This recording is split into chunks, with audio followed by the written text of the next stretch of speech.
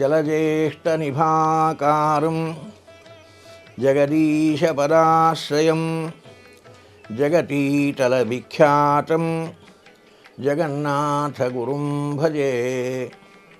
ಹರಿಕಥಾಮೃತಸಾರ ಗುರುಗಳ ಕರುಣದಿಂದಾಪನಿತು ಪೇಳುವೆ, ಪರಮ ಭಗವದ್ಭಕ್ತರಿದನಾದರದಿ ಕೇಳುವುದು.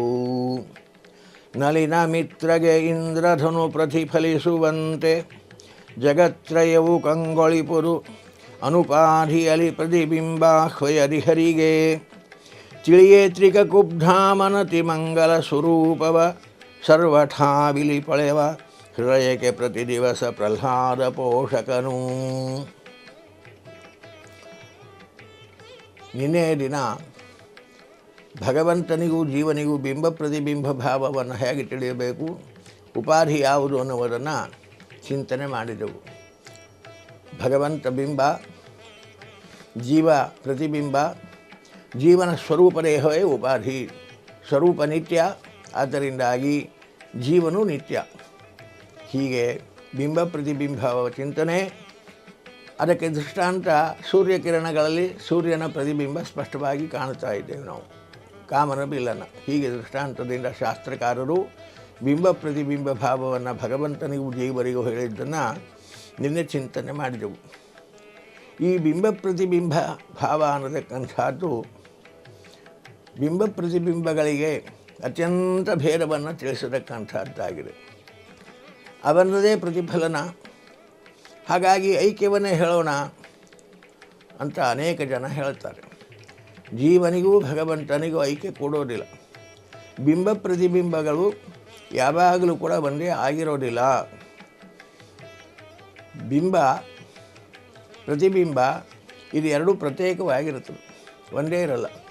ಯಾಕೆ ಅಂದರೆ, ಯಾಕೆ ಐಕ್ಯವನ್ನು ಹೇಳಬಾರ್ದು, ಪರಸ್ಪರ ಭೇದವನ್ನು ಯಾಕೆ ಹೇಳಬೇಕು ಅಂದರೆ, ಬಿಂಬ ಕನ್ನಡಿಯ ಮುಂದೆ ನಿಂತಾಗ ಅವನಂತೆ ಪ್ರತಿಬಿಂಬ ಇರ್ತದೆ, ಅವನಂತೆ ಇರ್ತದೆ, ಯಾವ ವ್ಯತ್ಯಾಸ ಇರೋದಿಲ್ಲ. ಇದು ಕೈ ಎತ್ತಿದರೆ ಅದು ಕೈ ಎತ್ತುತ್ತದೆ, ಇವನು ನಕ್ಕರೆ ಪ್ರತಿಬಿಂಬ ನಗ್ತದೆ. ಹೀಗೆ ಸರ್ವಥಾ ಅವನ ಅಧೀನವಾಗಿ, ಸರ್ವಥಾ ಅದರಿಂದ ಭಿನ್ನವಾಗಿ ಇರುತ್ತದೆ. ಭೇದ ಹೇಗೆ ತಿಳಿಯಬೇಕು ಪರಸ್ಪರ ಅಂದರೆ, ಬಿಂಬ ಬಲಗೈಯನ್ನು ಎತ್ತಿದರೆ ಪ್ರತಿಬಿಂಬ ಎಡಗೈ ಎತ್ತುತ್ತದೆ. ಇವನಿಗೆ ಬಲ, ಅವನಿಗೆ ಎಡ. ಹೀಗೆ ಪರಸ್ಪರ ಭೇದ ನಮಗೆ ವಿಚಾರ ಮಾಡುವಾಗ ಗೊತ್ತಾಗ್ತದೆ.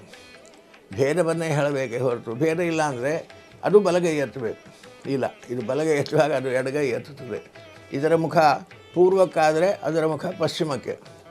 ಪೂರ್ವ ಪಶ್ಚಿಮಗಳು ಎಡಬಲಗಳು ಒಟ್ಟಿಗೆ ಆಗೋದು ಹೇಗೆ? ಆಗೋದಿಲ್ಲ. ಹೀಗಾಗಿ ಬಿಂಬ ಪ್ರತಿಬಿಂಬಗಳಿಗೆ ಪರಸ್ಪರ ಭೇದವನ್ನೇ ಹೇಳಬೇಕು. ಅದರಂತೆ ಅದು ಉಂಟು, ಅದರ ಸರ್ವತಾ ಅಧೀನ ಅದಾಗಿದೆ ಅನ್ನುವ ಅರ್ಥದಲ್ಲಿ ಬಿಂಬ ಪ್ರತಿಬಿಂಬ ಭಾವವನ್ನು ನಾವು ತಿಳಿಯಬೇಕಾಗ್ತದೆ.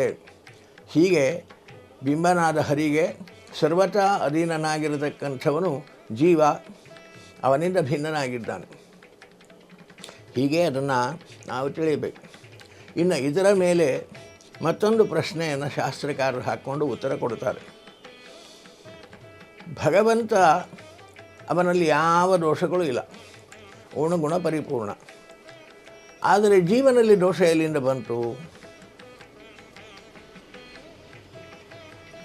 ಬಿಂಬದಂತೆ ಪ್ರತಿಬಿಂಬ ಇರಬೇಕಾದರೆ ಗುಣಪೂರ್ಣನಾದ, ಸುಖರೂಪನಾದ, ದೋಷರಹಿತನಾದ ಬಿಂಬಕ್ಕೆ ಪ್ರತಿಬಿಂಬನಾದ ಚೇತನನಲ್ಲಿ ದೋಷ ಯಾಕೆ ಬಂತು? ಅವನಂತೆ ಇವನು ಪೂರ್ಣನಲ್ಲ, ಇವನಲ್ಲಿ ಯಾಕೆ ನ್ಯೂನತೆ ಬಂತು? ಜೀವನಲ್ಲಿ ದೋಷ ಯಾಕೆ ಬಂತು? ಎಲ್ಲಿಂದ ಬಂತು? ಬಿಂಬನಲ್ಲಿ ಇಲ್ಲದ ದೋಷ ಪ್ರತಿಬಿಂಬದಲ್ಲಿ ಎಲ್ಲಿಂದ ಬಂತು ಅಂತ ಕೆಲವರು ಪ್ರಶ್ನೆ ಮಾಡ್ತಾರೆ. ಅದಕ್ಕೋಸ್ಕರವಾಗಿ ಶಾಸ್ತ್ರಕಾರರು ಹೇಳುವಾಗ ಅದಕ್ಕೆ ಪರಿಹಾರವನ್ನು ಹೀಗೆ ಹೇಳ್ತಾರೆ. ಬಿಂಬನಲ್ಲಿ ಇಲ್ಲದ ಕೆಲವು ದೋಷಗಳು ಪ್ರತಿಬಿಂಬನಲ್ಲಿ ಬರಲಿಕ್ಕೆ ಸಾಧ್ಯ. ಉಪಾಧಿ ದೋಷದಿಂದ ಬಿಂಬನಲ್ಲಿ ಇಲ್ಲದ ಕೆಲವು ದೋಷಗಳು ಕಾಣಲಿಕ್ಕೆ ಉಂಟು. ಜಗತ್ತಿನಲ್ಲಿ ನಾವು ಆ ದೃಷ್ಟಾಂತವನ್ನು ನೋಡಬಹುದು. ನಾವು ನಮ್ಮ ಪ್ರತಿಬಿಂಬವನ್ನು ಕನ್ನಡಿಯಲ್ಲಿ ನೋಡ್ತೇವೆ. ಕನ್ನಡಿ ಸ್ವಚ್ಛವಾಗಿಲ್ಲ ಅಂದರೆ ಪ್ರತಿಬಿಂಬದಲ್ಲಿ ಅನೇಕ ದೋಷಗಳು ಕಾಣ್ತವೆ. ಇದು ಒಂದು. ಇನ್ನು ಕನ್ನಡಿ ಈ ಪೀನ ಮಸೂರ, ನಿಮ್ನ ಮಸೂರ ಅಂತೆಲ್ಲ ಉಂಟು. ಆ ಕನ್ನಡಿ ಅಂಥ ಉಬ್ಬಿದ ಅಥವಾ ತಗ್ಗಿನ ಕನ್ನಡಿಗಳಲ್ಲಿ ನಮ್ಮ ಮುಖವನ್ನು ನೋಡಿದರೆ ಮುಖ ಇರೋದೇ ಬೇರೆ, ಅಲ್ಲಿ ವಿಕಾರವಾಗಿ ಪ್ರತಿಬಿಂಬ ಕಾಣುವ ಪ್ರತಿಬಿಂಬದ ವಿಕಾರವೇ ಬೇರೆ. ವಿಕಾರಗಳು ಪ್ರತಿಬಿಂಬದಲ್ಲಿ ಕಾಣ್ತವೆ. ಬಿಂಬನಲ್ಲಿ ಏನು ವಿಕಾರಗಳಿಲ್ಲ, ಆದರೆ ಪ್ರತಿಬಿಂಬದಲ್ಲಿ ವಿಕಾರಗಳು ಕಾಣ್ತವೆ. ಯಾಕೆ? ಆ ಕನ್ನಡಿಯ ಉಪಾಧಿಯ ದೋಷದಿಂದಾಗಿ. ಪೀನ ಮಸೂರದಲ್ಲಿ ಮುಖ ನೋಡಿದರೆ ಮುಖ ದಪ್ಪವಾಗಿ ಕಾಣುತ್ತದೆ. ನಿಮ್ನ ಮಸೂರದಲ್ಲಿ ಮುಖವನ್ನು ನೋಡಿದರೆ ಪ್ರತಿಬಿಂಬದ ಮುಖ ಸಣ್ಣದಾಗಿ ಕಾಣುತ್ತದೆ. ಈ ದೋಷ ಎಲ್ಲಿಂದ ಬಂತು? ಪ್ರತಿಬಿಂಬದಲ್ಲಿ ಆ ಉಪಾಧಿಯ ದೋಷದಿಂದ. ಹಾಗೆಯೇ ಜೀವನೂ ಕೂಡ ಅವನ ಸ್ವರೂಪ ದೇಹದಲ್ಲಿ ಭಗವಂತನ ಪ್ರತಿಬಿಂಬ ಮೂಡುತ್ತದಾದ್ದರಿಂದಾಗಿ ಆ ಸ್ವರೂಪದಲ್ಲಿರತಕ್ಕಂತಹ ದೋಷಗಳು ಜೀವನಲ್ಲಿ ಕಾಣ್ತಾವೆ ಹೊರತು ಭಗವಂತನಲ್ಲಿ ದೋಷ ಇರಬೇಕು ಅಂತಿಲ್ಲ. ಭಗವಂತ ನಿರ್ದುಷ್ಟ, ಅವನ ಸ್ವರೂಪವೇ ಅಂಥದ್ದು. ಕಾರಣ ಆ ಸ್ವರೂಪಕ್ಕನುಗುಣವಾಗಿ ಆ ದೋಷಗಳು ಜೀವನಲ್ಲಿ ಕಾಣ್ತಾವೆಯೇ ಹೊರತು ಇದು ಭಗವಂತನಲ್ಲಿ ದೋಷ ಇರಬೇಕಂತಿಲ್ಲ.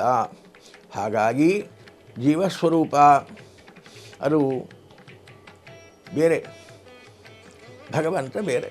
ಹೀಗೆ ಶಾಸ್ತ್ರಕಾರರು ಬಿಂಬನಲ್ಲಿ ಇಲ್ಲದ ದೋಷಗಳು ಜೀವನಲ್ಲಿ ಯಾಕೆ ಬರ್ತವೆ ಅನ್ನುವುದಕ್ಕೆ ಹೀಗೆ ಪರಿಹಾರವನ್ನು ತಿಳಿಸಿಕೊಡ್ತಾರೆ. ಆದರೆ ಬಿಂಬ ಅವನ ಸರ್ವತಾ ಅಧೀನ ಪ್ರತಿಬಿಂಬ, ಎಂದಿಗೂ ಅದರ ಅಧೀನತೆ ತಪ್ಪಲ್ಲ. ಬಿಂಬ ಯಾವ ರೀತಿ ವ್ಯಾಪಾರಗಳನ್ನು ಮಾಡ್ತಾನೋ ಪ್ರತಿಬಿಂಬ ಅದೇ ರೀತಿಯ ವ್ಯಾಪಾರಗಳನ್ನು ಮಾಡ್ತಾನೆ. ಈ ದೃಷ್ಟಾಂತ ಸರ್ವಥಾ ದೃಷ್ಟಾಂತವನ್ನು ಇಟ್ಟುಕೊಂಡು ಜೀವ ಪರಮಾತ್ಮರಿಗೆ ಬಿಂಬ ಪ್ರತಿಬಿಂಬ ಭಾವವನ್ನು ಹೇಳ್ತಾರೆ. ಸರ್ವತಂತ್ರ ಸ್ವತಂತ್ರನಾದ ಭಗವಂತನ ಸರ್ವತಾ ಅಧೀನನಾಗಿರತಕ್ಕಂಥದ್ದು ಚೇತನ, ಅವನ ವ್ಯಾಪಾರದಂತೆ ವ್ಯಾಪಾರ ಮಾಡತಕ್ಕಂಥದ್ದು ಚೇತನ. ದೋಷಗಳು ಆ ಉಪಾಧಿಯ ದೋಷದಿಂದ. ಹೀಗೆ ಶಾಸ್ತ್ರಕಾರರು ತಿಳಿಸಿದ ಈ ಶಾಸ್ತ್ರೀಯ ವಿಷಯಗಳನ್ನೆಲ್ಲ ತಲೆಯಲ್ಲಿ ಧರಿಸಿ ದಾಸರಾಯರು ನಮಗಿಲ್ಲಿ ಪದ್ಯದಲ್ಲಿ ಹೇಳ್ತಾರೆ. ನಳಿನ ಮಿತ್ರಗೆ ಇಂದ್ರಧನು ಪ್ರತಿಫಲಿಸುವಂತೆ, ಸೂರ್ಯನಿಗೆ ಕಾಮನ ಬಿಲ್ಲು, ಅವನ ಕಿರಣಗಳಲ್ಲಿ ಅವನಿಂದ ಅಭಿನ್ನವಾದ ಆ ಕಿರಣಗಳಲ್ಲಿ ಏನೇ ತನ್ನದೇ ಪ್ರತಿಬಿಂಬವನ್ನು ನಾವು ಹೇಗೆ ನೋಡ್ತೇವೋ ಹಾಗೆ ಜಗತ್ರೈಬು ಕಂಗೊಳಿಪದು ಅನುಪಾಧಿಯಲ್ಲಿ. ಉಪಾಧಿ ಬೇಕಾಗಿಲ್ಲ, ಜೀವನ ಸ್ವರೂಪವೇ ಉಪಾಧಿ. ಕನ್ನಡಿಯಂತೆ ಪ್ರತ್ಯೇಕ ಉಪಾಧಿ ಬೇಕಾಗಿಲ್ಲ. ಬೇರೆ ಯಾವುದೇ ಉಪಾಧಿಯನ್ನು ಒಪ್ಪಿದರೆ ಅದು ಅನಿತ್ಯ. ಉಪಾಧಿ ನಾಶ ಆಗುವಾಗ ಪ್ರತಿಬಿಂಬ ನಾಶವಾಗಬೇಕಾಗ್ತದೆ. ಆದ್ದರಿಂದ ಅನುಪಾಧಿಯಲ್ಲಿ ಬೇರೆ ಉಪಾಧಿ ಇಲ್ಲದೆ ಜೀವನ ಸ್ವರೂಪವೇ ನಿತ್ಯ ಉಪಾಧಿಯಾಗಿ ಆ ಸ್ವರೂಪ ದೇಹದಲ್ಲೇ ಭಗವಂತನ ಪ್ರತಿಬಿಂಬ ಮೂಡತಕ್ಕಂಥದ್ದಾಗ್ತದೆ. ಪ್ರತಿಬಿಂಬಾಹ್ವಯರಿ ಹರಿಗೆ ತಿಳಿಯೆ. ಹೀಗೆ ನಾವು ಭಗವಂತ ಜೀವರಿಗೆ ಬಿಂಬ ಪ್ರತಿಬಿಂಬ ಭಾವವನ್ನು ಶಾಸ್ತ್ರದಲ್ಲಿ ಹೇಳದಂತೆ ತಿಳಿಯಬೇಕಾಗಿರತಕ್ಕಂಥದ್ದು. ತ್ರಿಕಕುಬ್ಧಾಮನ ಅತಿ ಮಂಗಳ ಸ್ವರೂಪವ. ಹೀಗೆ ತ್ರಿಕಕುಬ್ಧಾಮ ಮುಕ್ತ ನಿಯಾಮಕ ಅಂತ. ತ್ರಿಕಕುಬ್ಧಾಮ ಭಗವಂತ ಶ್ರೇಷ್ಠವಾಗಿರತಕ್ಕಂತಹ ವೈಕುಂಠ, ಅನಂತಾಸನ, ಶ್ವೇತದ್ವೀಪ ಅನ್ನತಕ್ಕಂತಹ ಎತ್ತರದ 3 ಸ್ಥಾನಗಳು. ಆದ್ದರಿಂದ ತ್ರಿಕಕುಬ್ಧಾಮ ಅಂತ ಭಗವಂತನ ಕರೀತಾರೆ. ಎತ್ತರದ ಕಕುತ್ ಅಂದರೆ ಎತ್ತಿನ ಡುಬ್ಬ, ಎತ್ತರವಾಗಿರ್ತದೆ ನೋಡಿ. ಹಾಗೆ ಇದು ಎತ್ತರದ ಸ್ಥಾನಗಳು, ಮುಕ್ತ ಸ್ಥಾನಗಳು ಅಂತ. ಇಂತಹ 3 ಮುಕ್ತ ಸ್ಥಾನಗಳು ವೈಕುಂಠ, ಶ್ವೇತದ್ವೀಪ, ಅನಂತಾಸನ ಅನ್ನತಕ್ಕಂತಹ ನಿತ್ಯ ಲೋಕಗಳದು. ಮುಕ್ತರು ವಿಹಾರ ಮಾಡತಕ್ಕಂತಹ ಭಗವಂತನ ಧಾಮ ಅದು. ಅದರಿಂದ ತ್ರಿಕಕುಬ್ಧಾಮ ಅಂತ ಭಗವಂತನನ್ನು ಕರೀತಾರೆ. ಇಂತಹ ತ್ರಿಕಕುಬ್ಧಾಮನು ಅವನ ಸ್ವರೂಪ ಎಂಥದ್ದು? ಅತಿಮಂಗಲ ಸ್ವರೂಪವ. ಅವನು ಬಿಂಬನಾಗಿ ಸರ್ವತ್ರದಲ್ಲಿ ವ್ಯಾಪಿಸಿದ್ದಾನಲ್ಲ, ಅವನು ಸುಮಂಗಲ ಸ್ವರೂಪ. ಯಾವ ಕಾಲಕ್ಕೂ ಅವನಲ್ಲಿ ಯಾವ ದೋಷಗಳನ್ನು ಚಿಂತಿಸತಕ್ಕಂಥದ್ದಲ್ಲ.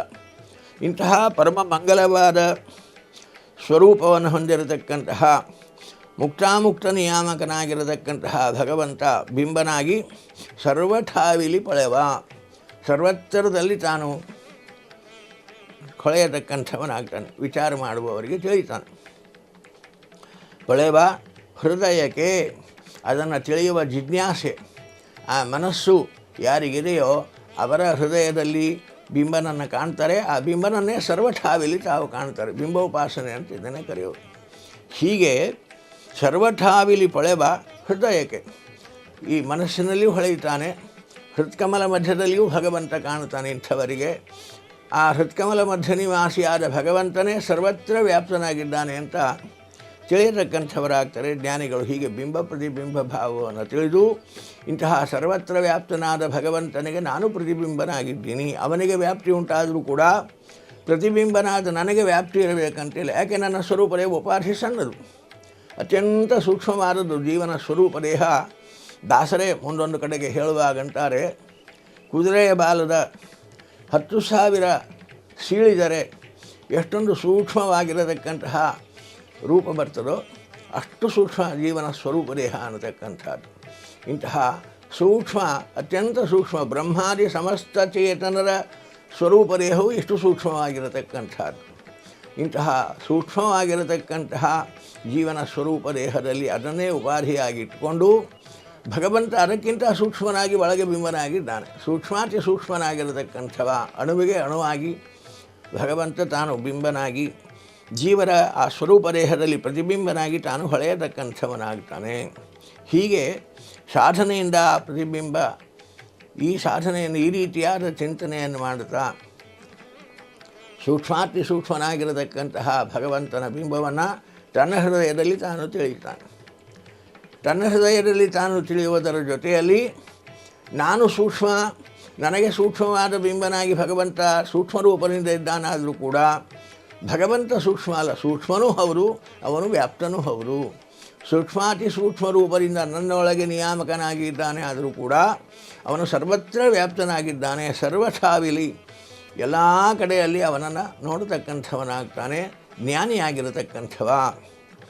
ಹೃದಯಕ್ಕೆ ಪ್ರತಿ ದಿವಸ ಯಾವಾಗ ಧ್ಯಾನ ಮಾಡಿದರೆ ಆಗಿವಾಗ ಈ ರೀತಿಯಾಗಿ ಜ್ಞಾನಿಗಳಿಗೆ ಗೋಚರನಾಗತಕ್ಕಂಥವನಾಗ್ತಾನೆ ಅಂತ ಹೇಳ್ತಾ ಪ್ರಹ್ಲಾದ ಪೋಷಕನು ಅಂತಾರೆ ಇಲ್ಲಿ ಜಗನ್ನಾಥದಾಸರು. ಪ್ರಹ್ಲಾದ ಪೋಷಕನು ಅಂತ ಯಾಕೆ ಇಲ್ಲಿ ಹೇಳಿದರು ಅಂದರೆ, ಹಿಂದಿನ ಪದ್ಯದಲ್ಲಿ ನಾವು ನೋಡಿದೆವು, ಹಿರಣ್ಯಕಶಿಪಿಗೂ ಪ್ರಹ್ಲಾದನಿಗೂ ಸಂವಾದ ನಡೆಯಿತು.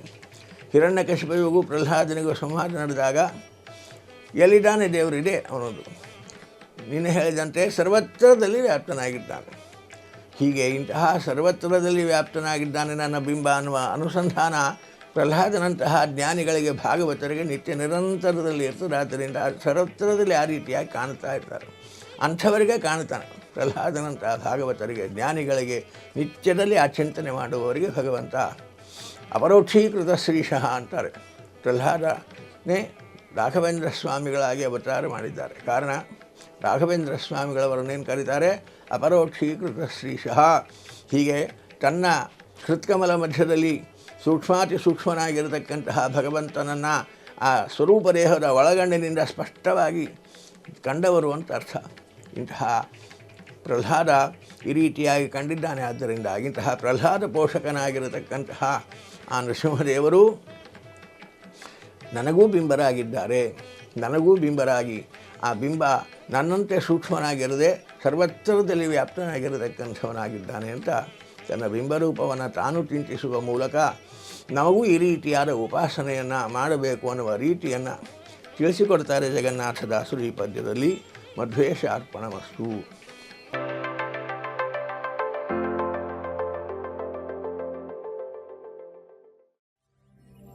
ವಿಶ್ವ ಪ್ಲಸ್ ಜನಹಿತಕ್ಕಿದು ಜ್ಞಾನದ ಜಾಲ.